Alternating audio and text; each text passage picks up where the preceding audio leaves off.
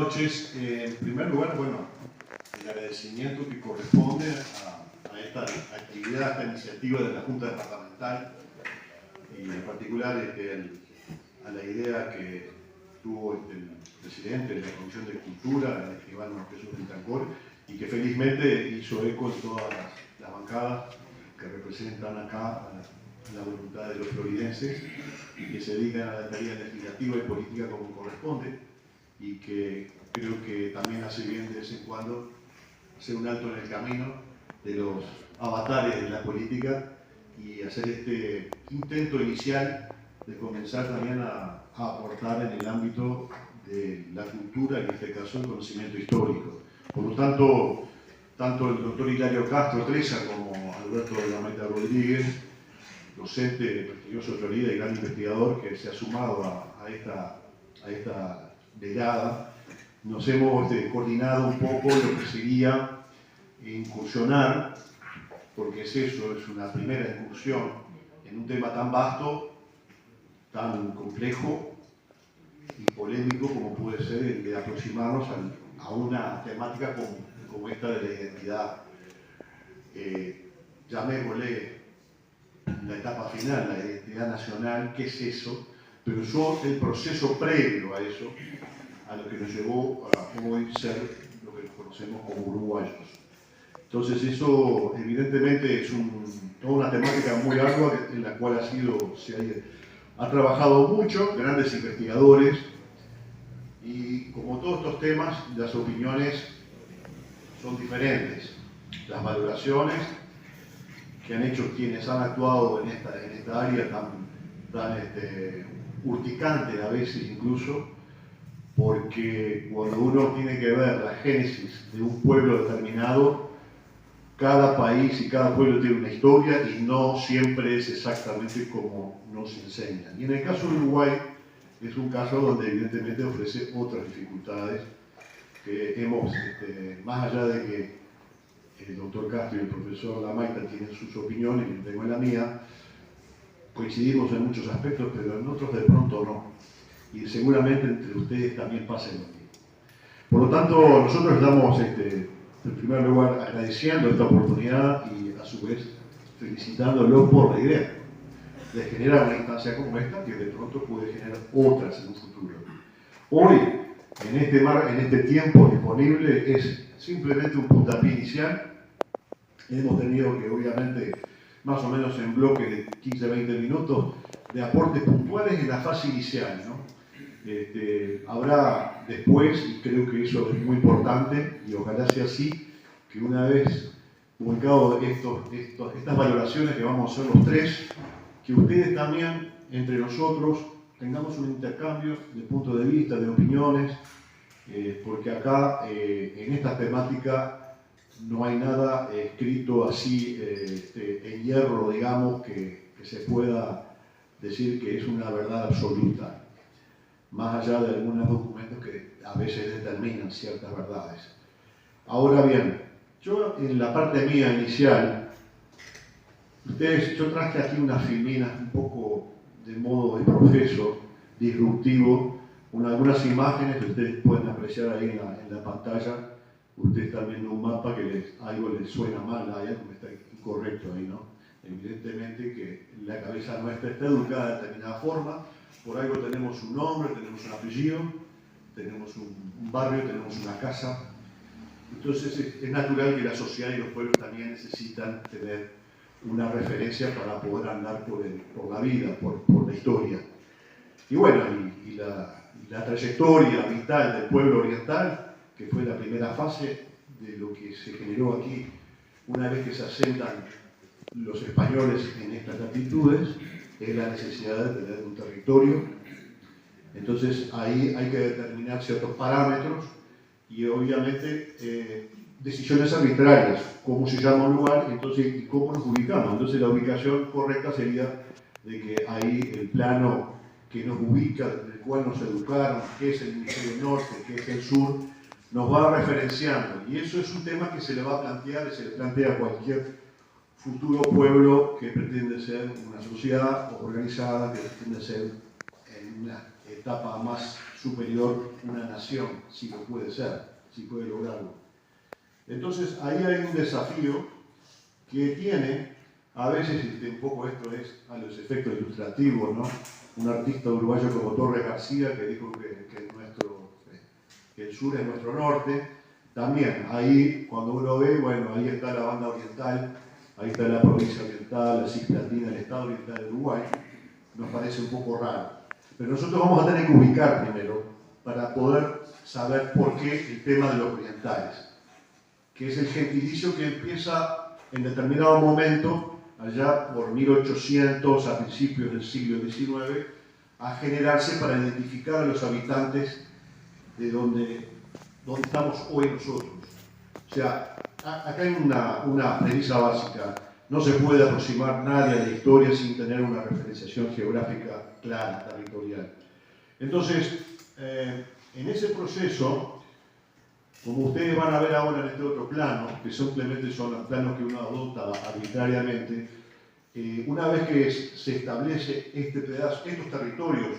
como parte del dominio de la colonia española, empiezan, digamos, a articularse las zonas y las regiones. Y el articulador principal de acá va a ser el eje del río Paraguay-Paraná. ¿Por qué? Porque ahí, en ese proceso de asentamientos del periodo colonial, aparece, después del fracaso inicial de Buenos Aires en 1536, la fundación de Asunción en 1537. Y ahí surge aquello que ustedes habrán escuchado, Asunción, madre de ciudades, porque los asunceños, los paraguayos, fueron los que fundaron Corrientes, Santa Fe y después Vasco da Gama en 1580, la ciudad de Buenos Aires. Y en ese proceso que sigue, primero como parte del virreinato de Perú, luego en esa gobernación tan importante del Paraguay, donde se van a asentar las misiones jesuíticas, allí, en esa oportunidad, cuando esas reducciones que se van instalando en la zona norte del territorio de lo que era entonces el virreinato, aparecen esos 7 pueblos misioneros orientales del Uruguay. Ahí aparece, según documentos, primera vez escrito el oriente, los orientales del Uruguay, las misiones orientales. Empieza a referenciarse asentamientos y pueblos que están al oriente del río Uruguay. Ahí tenemos una primera referencia, pero la experiencia de los jesuitas, que fue formidable, terminó fracasando por decisiones geopolíticas que se tomaron en España y en Portugal y que hicieron que se disgregara esa increíble experiencia que fueron las reducciones jesuíticas. Y todo el proceso político y geopolítico se va a empezar a centrar sobre la flamante 1776, que es lo que es el territorio que ustedes ven ahí, de lo que era el virreinato Río de la Plata, que donde la ciudad de Buenos Aires pasa a ser el eje articulador, administrativo y político de ese territorio español. Y ahí, nosotros, cuando avanzamos, aquí ven otro plano, que van a ver que dentro del Imperio Español hay obviamente una zona de confrontación, de puja entre el Imperio Portugués y el Imperio Español, donde empieza a producirse, por un lado, lo que fue lo que todos conocemos de Hernandarias, o sea, el designado de ganado, de generar riqueza a través del ganado y las caballadas, en estos territorios genera interés del poblamiento. Y se genera un primer fenómeno que es la identificación por parte del virreinato del territorio de la banda oriental, pero más que nada referido al río Paraná, que es el gran río de este enclave geopolítico, geográfico. Inicialmente la banda oriental era más amplia, incluso Artigas, que va a tener un factor preponderante en el proceso, digamos, de lo que va a ser en definitiva, digamos, el surgimiento de lo que ya se va a conocer como pueblo oriental. Artigas, en algunos documentos hasta 1815, se refiere a la Gran Confederación de la Banda Oriental del Paraná. había una mirada donde todos esos territorios comprendían lo que ahí está en este mapa, no solo lo que es hoy Uruguay, sino también toda la cuenca del río Uruguay, y que llegaba hasta cerca de lo que es hoy Paraguay. Ya ha llegado vamos a decir, el periodo de la emancipación de los 800 días, ahí, bueno, entra a darse cuál es el rol de los habitantes de este territorio que hoy habitamos. Yo le comentaba a alguien recién, bueno, según los cálculos, eso lo sabe bien también el profesor Alberto Cruz, que está con nosotros, se hablaba de que habitaban lo que es hoy el territorio de la República del Uruguay. En aquel entonces se identificaba solo como banda habitante, unos 40 a 50.000 habitantes. Así que imagínense más o menos que si eran 40.000 habitantes, los 177.000 kilómetros cuadrados que tenemos, la población de Florida prácticamente alcanzaba era eso, la población de la ciudad de Florida, la que habitaba este territorio. O sea, en términos demográficos, como quien dice, un desierto demográfico. Sin embargo, bueno, aquí digamos, lo que se va a ver cuando esa población que está ahí tiene que tener un rol, empieza a involucrarse con los acontecimientos, ¿no? Y los acontecimientos de 1810 con la Junta de Mayo, 25 de mayo, obviamente actúan como un disruptivo, es una especie de tsunami político que viene de Europa, Revolución Francesa, mediante todo un proceso, y sorprende a estas tranquilas y pacíficas comarcas que estaban ahí dentro del Virreinato Río de la Plata. Y ese revulsivo político genera todo un movimiento donde, y ahora sí vamos al tema de los orientales, esos documentos que ya venían mencionando previamente a los habitantes que estaban acá en lo que hoy es Uruguay, empiezan a mencionarse con más precisión. Es muy difícil tener un documento que precise a partir de tal día surgió el pueblo oriental, se constituyó como tal. Eso es algo que prácticamente hasta ahora nadie ha podido encontrarlo. Sin embargo, como muchas veces en la historia no se tienen certezas, la mayoría de las veces no se tienen y son muy opinables, hay una fecha, y con todo lo arbitrario y subjetivo que implica decirlo, ¿no? Pero de algún modo se ha generado un cierto, no consenso absoluto, pero una cierta coincidencia en que tal vez en ese periodo que la figura del montevideano oriental, José Artigas, se involucra y comienza a liderar un proceso de liderazgo entre los pueblos que habitaban la banda oriental, hay un momento que es la redota, que todos normalmente lo conocen como Éxodo, pero que digamos en términos históricos la expresión correcta de la época de la redota, o sea, la derrota, refería a eso porque había habido un armisticio entre españoles y portugueses y se producía la primera invasión portuguesa del territorio de la banda oriental. Y allí, de forma espontánea, cantidad de pueblos y de habitantes de la campaña de la banda oriental van a encontrarse con Artigas y su ejército a orillas del río San José, del paso de la arena del río San José. Eso fue un 23 de octubre de 1811. Es una fecha que de algún modo se podría decir que fue como que el momento en que se puede decir que se empezó a conseguir la posibilidad de que esos pueblos que habitaban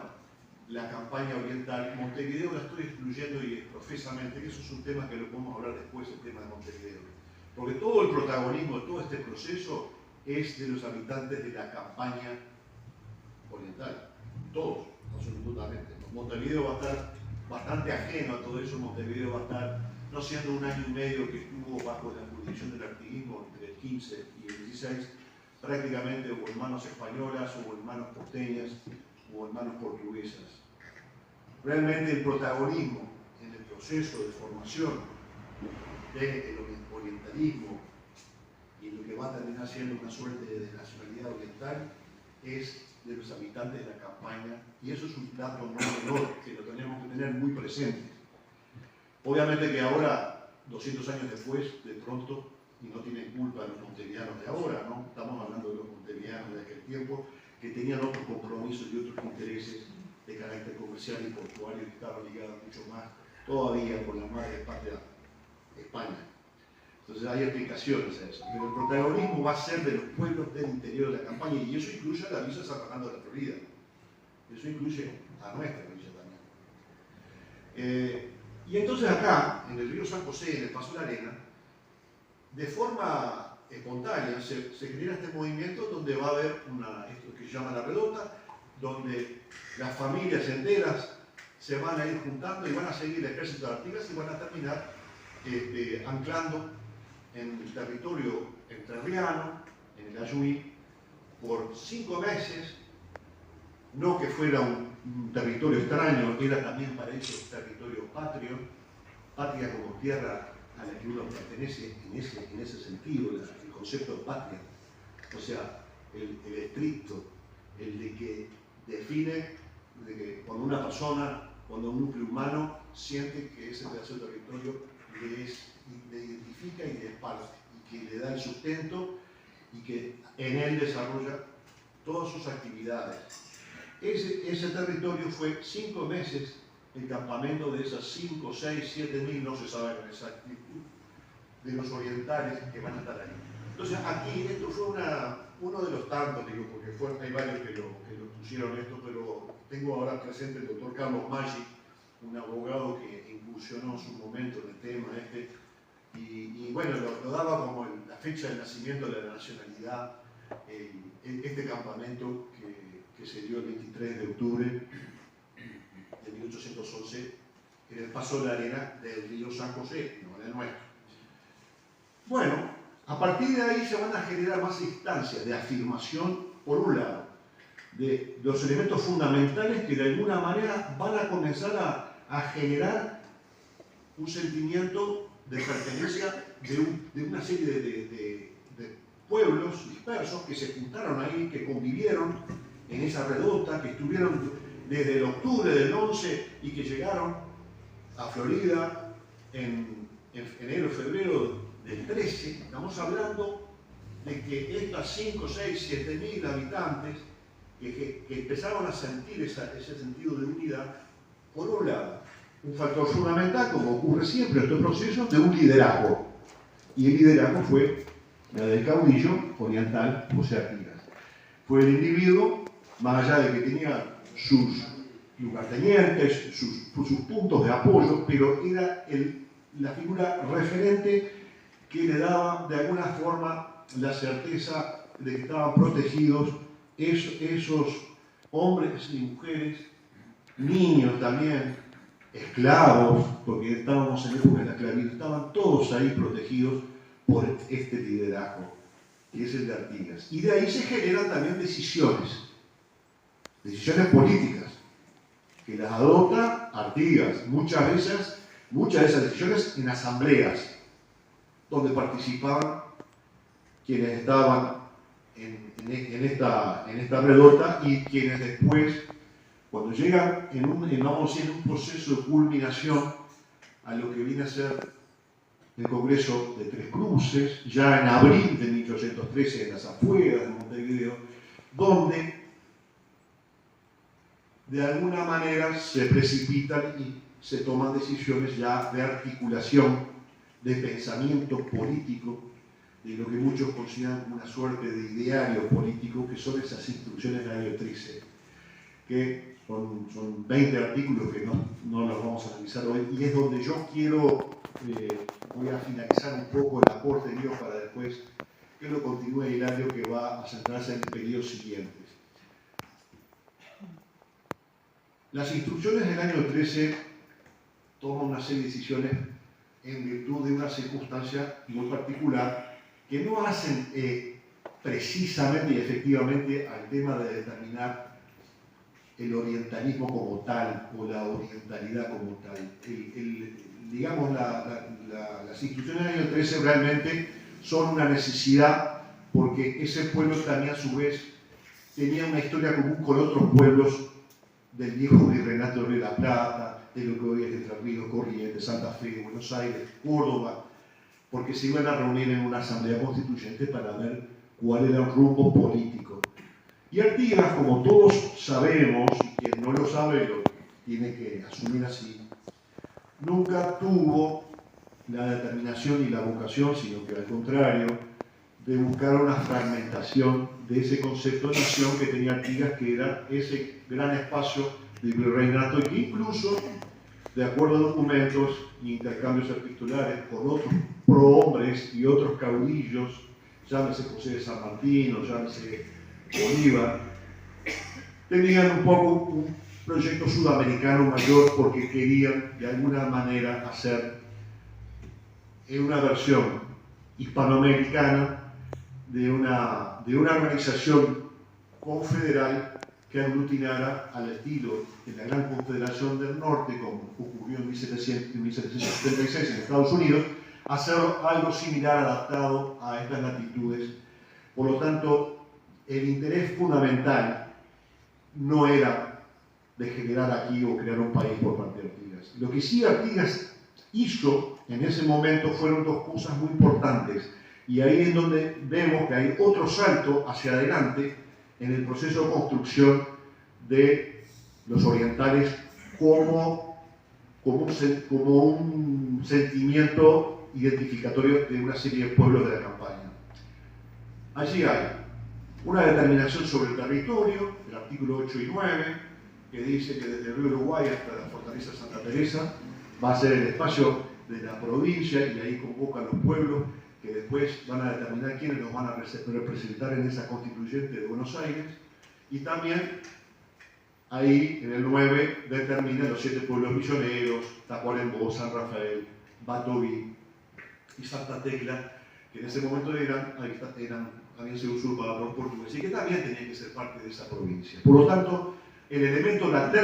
territorialidad empieza ahí a aparecer como parte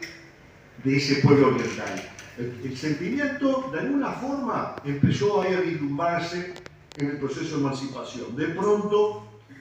en esa instancia, el 23 de octubre del 11, en las costas del río San José, Paso de la Arena, aparece como que ahí surge un compromiso y se va generando una suerte de mística entre los habitantes de ese territorio. Y en las instrucciones del año 13, casi 2 años después, empieza a surgir la necesidad natural de delimitar cuál era el territorio donde se desarrollaba y la necesidad de elegir representantes para determinar la suerte del proyecto nacional que era superior, por encima del pueblo oriental, que era la conjunción de los demás pueblos y que implicaba una decisión política. Y ahí, bueno, en ese congreso, asamblea, como ustedes la quieran denominar, donde se juntaron los orientales y le dieron el respaldo a Artigas a esas instrucciones que llevaron los 6 delegados orientales, ya eran delegados orientales, porque los identificaban, y aquí viene lo otro, ¿no? La identificación, y un poquito para entender por qué lo de oriental. Porque una vez alguien me dijo una experiencia de otro lado, dice, en una conversación en otro país, dice, orientales, ¿qué son? ¿Coreanos? ¿Son japoneses? No, hubo que explicarle que no. Porque, ¿qué pasa? Claro, el mundo, nosotros somos hijos de la cultura de Occidente, judeo-romana, y la articulación de Oriente-Occidente, un poco el eje vertebrador es Roma, y entonces nosotros en realidad, si lo pensamos, somos del Occidente, ¿no? Y los documentos después posteriores aparecemos como digamos, las Indias occidentales. Pero lo que pasa es que el tema de la expresión oriental nuestra, como gentilicio que nos identifica, o que no sé si hoy seguimos siendo orientales, es otro tema. Algunos van a decir acá que se siguen siendo orientales, obviamente que siempre le estamos rindiendo tributo cuando cantamos el himno nuestro, ¿no? Que todos sabemos que la palabra uruguayo no surge nunca, es a los orientales, y es un homenaje más que merecido porque gracias a esos 40.000 que resistieron todas las invasiones, en fin, y que tuvieron la actitud que tuvieron, nosotros tenemos el territorio donde está hoy la nacionalidad uruguaya. Por lo tanto, me parece muy bien eso, pero nos da eso también la pauta de que ese concepto de orientalidad está articulado básicamente sobre ese eje que mencioné en su momento del río Paraguay y del río Uruguay, que mueve a Occidente y Oriente en esta subregión que somos. Por lo tanto, yo digo acá, y acá culmino para que hable el doctor Castro, es que este segundo mojón de muchos otros que porque vamos a saltear muchos temas acá, van a quedar muchos temas sin tratar y seguramente si se da otro conversatorio en un futuro van a ser objeto de desarrollos más profundos. Pero las instituciones del año 13 tienen ese carácter definitorio en cuanto a lo que le faltaba al sentimiento que surgió con la anécdota, que es el anclaje y el sentido de pertenencia a un determinado espacio, a un determinado territorio, que es natural porque todo proyecto nacional o proyecto societario que tenga una identidad propia necesita. Por lo tanto, acá para terminar mi rondeo, tenemos el tema de la territorialidad y el espacio definido que somos, después el origen de la expresión orientales, y el otro elemento que surge, que es complementario, es la del Uruguay. Una expresión también, un gentilicio guaraní, que hace referencia a un río que también impacta sobre nuestra denominación, y que va a ser la denominación que predomina hoy, que ya no es tanto la de orientales, sino que la de uruguayos. Y no es que nosotros seamos que vivamos en las costas del Uruguay. Eso pueden ser los vecinos de Paysandú y los vecinos de Salto. Tal vez ellos sean más uruguayos que nosotros por ser lugareños de la cuenca del Uruguay. Pero en realidad aquí también juega que en esa suerte de reducción que se va dando territorial, quedamos limitados en una banda, en un espacio que es el río Uruguay y la desembocadura del río Paraná, que se conoce como Río de la Plata. Entonces, creo que acá hay elementos que son es el primer, digamos, el despegue del proceso de creación de un concepto de identidad que es la de los orientales.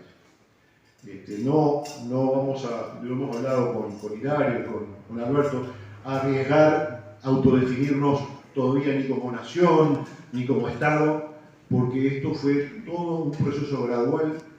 y de grandes dificultades. Y esto va, obviamente, dicho muchas veces encima de lo que son los aprendizajes básicos que uno tiene en la escuela, en el liceo o en la universidad o en otros niveles de formación. Pero hoy, como estamos acá un poco para entrar a mirar de por qué la expresión oriental es bueno, este es el punto de arranque. Ahora cedo el uso de la palabra al amigo Castro.